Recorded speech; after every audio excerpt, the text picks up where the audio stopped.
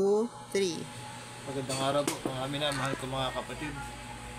Narito po ako ngayon sapagkat nais ko pong ipaunawa sa inyo na simple lang po ang doktrina ng gabay. Ito po ay hindi paniniwala. Ang katuruan po ng gabay, ito po ay pagtatanong, pag-aaral at pagmamahal sa karunungan. Yan po ang ibig sabihin ng filosofiya. Nag-aaral po tayo.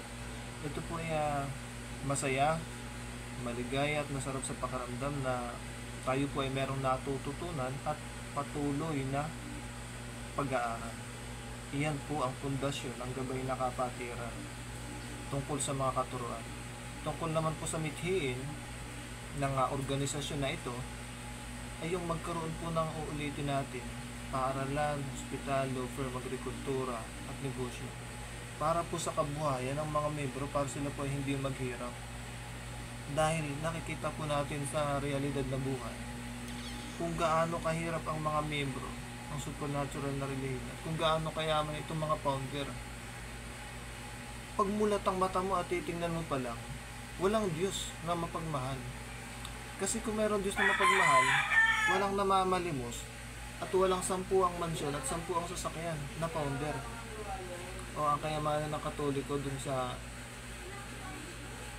Roma at yung mga membro, yung founder ng mga relihiyon, si Manalo, si Soriano, o kung sino man, hindi naman sila tinitingnan ko. Ang gusto ko, tingnan mo sila. Yun ang aking sinasabi. Na kung ano yung kalagayan mo ngayon, binubusog ka sa doktrina, fairy tale doctrine.